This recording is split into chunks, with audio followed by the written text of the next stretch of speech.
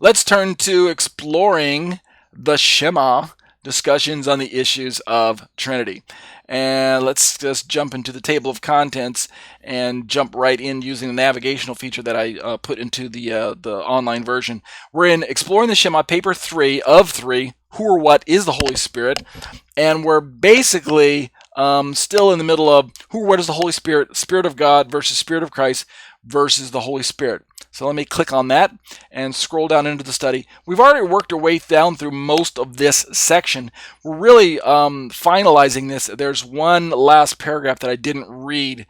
I'm going to read that, and then I'll just jump right into, really, we're ready for the next segment 3. And so we're talking about this idea of comparing the passages in the Bible that talk about the Spirit of God, and then we read passages about the Spirit of Christ, or Christ dwelling in us via the Spirit, right? We already know that Jesus takes up residency within us as believers, but every believer knows that's not the physical man Jesus that comes to live inside me, right? That's not physically possible. What instead happens is that he comes to dwell inside of my heart via the power of the Spirit. Well, the question is it right to say that Jesus dwells in me? Or is it right to say that God dwells in me? Or is it better to describe it as the Holy Spirit that dwells in me? Well, we're going to find that there's language in the Bible that allows for all three of those scenarios to be accurate, and yet not be so confused as to think that there are three separate spirits going on. So that's kind of what's going on. And the next section, segment 3, who or what is the Holy Spirit, who or what Spirit is indwelling believers, goes right into that. So you can see that these two segments work together. So let's pick up my commentary right here and read this last paragraph from the segment 2, and we'll probably jump into segment 3 tonight. I say in my commentary, recall that God the Father is pure spirit.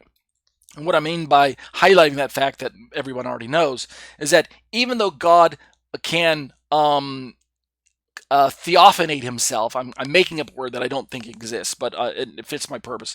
He can show up as theophanies, right? That's what I mean by theophanate. He can manifest himself in certain forms, in certain ways. He shows up in the Old Testament as a pillar of cloud, a pillar of fire, a burning bush, the angel of the Lord, as a man himself in Genesis 18, showing up to Abraham.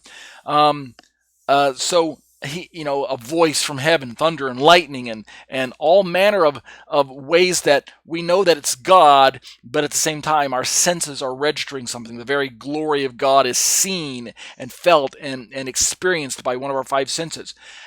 Yet at the same time, God the Father is pure spirit, meaning he's non-corporeal. As far as I can tell, he doesn't have a physical body. He's not described as a being who possesses a body that can be sensed with one of our five senses. It's God's choosing to break into the natural every now and then when he chooses to participate in a theophany with us.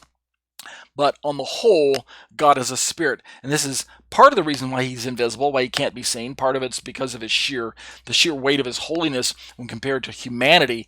If we were to see him in his holiness, then we would be destroyed. We just can't we can't handle that amount of holiness in the state that we're in right now. So God is pure spirit. He is a spirit, and he must be worshipped in spirit and in truth, the New Testament teaches us.